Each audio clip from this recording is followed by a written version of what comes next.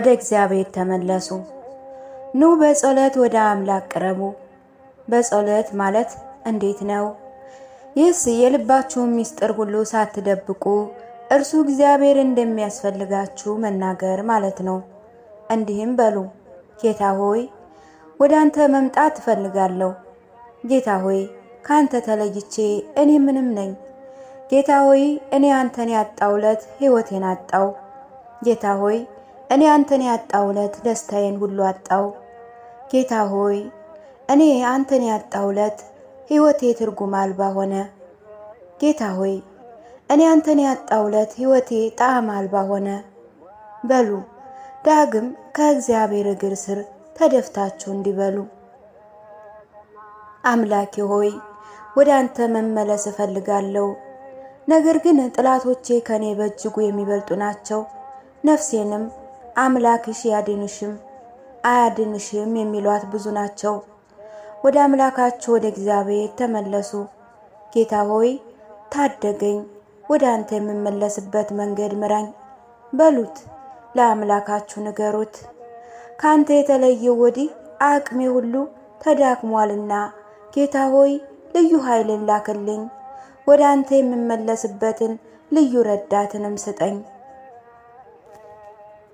በማለት ብዙ ሰዎች በመደጋገም ወደ እግዚአብሔር የመመለስ እንዴት ነው? ከእግዚአብሔር እግር በታች ራሳችሁን ጣሉ እንደሚሉ በሉ። ጌታ ሆይ ሳትባርከኝ አልለቅህም፣ ወደ አንተ አቅርበኝ፣ ከልጆችህ እንደ አንዱ አድርገኝ። ኃጢአቴን ብቻ ይቅር እንድትለኝ አልሻም፣ ይልቁንም ከኃጢአት ፍቅር ትለየኝ ዘንድ ጭምር እንጂ በሉት። ደግሞም ጌታ ሆይ የኃጢአት ፍቅር ልቤን ተቆጣጥሮታልና ይህንን ካላስወገድክ ወደ አንተ መቅረብ አይቻለኝም። ጌታ ሆይ የኃጢአቴን ፍቅር ከልቤ ላይ ነቅለህ ጣለው በሉት። ደግሞም እንዲህ በሉት፣ ጌታ ሆይ ከኃጢአቴ ነጽቼ ወደ አንተ መምጣት እንደምን ይቻለኛል? ይልቁንስ መጀመሪያ አንተን አለኝ፣ ኃጢአቴንም ደምስስ እንጂ። እንዲህም በሉት፣ በራሴም ኃጢአት ማስወገድ ብችል ወደ አንተ መቼ መመለስ ያቅተኝ ነበር። እኔ ግን አንተ ከኃጢአቴ እንድታርቀኝ እወዳለሁ። ጌታ ሆይ ኃይልን እንድትሰጠኝ እፈልጋለሁ በሉት።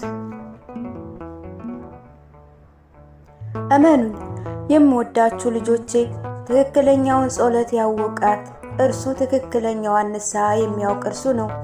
መሐሪ ይስሐቅ እንደተናገረው ንስሐ ከጸሎት ውጭ እንደሚገኝ የሚያስብ ሰው እርሱ በዲያብሎስ የታለለ ነው። ምክንያቱም በጸሎት ወደ እግዚአብሔር የምትመለሱባትን ኃይልን ታገኛላችሁና። ስለሆነም ከየትኛው ሥራ ይልቅ ራሳችሁን ለጸሎት አስገድዱ። ምክንያቱም በጸሎት አማካኝነት በእናንተ በእግዚአብሔር መካከል ያለው ግድግዳ አስወግደው እንደገና ወደ እርሱ ትመለሱ ዘንድ ይችላችኋልና። በጣም ብዙ ሰዎች ከጸሎት ይልቅ ለአገልግሎት መትጋታቸው የሚገርም ነው። ወይም ከጸሎት ይልቅ በንባብ የሚተጉትም እንደዚሁ፣ ወይንም ከጸሎት ይልቅ በተመስጦ የሚተጉትም እንደዚሁ፣ ወይንም ከጸሎት ይልቅ በመንፈሳዊ ስብሰባዎች ለመታደም የሚተጉ እንደዚሁ። ለዚህ እኮ ነው ከእግዚአብሔር ጋር ባላቸው ግንኙነት የማይሳካላቸው።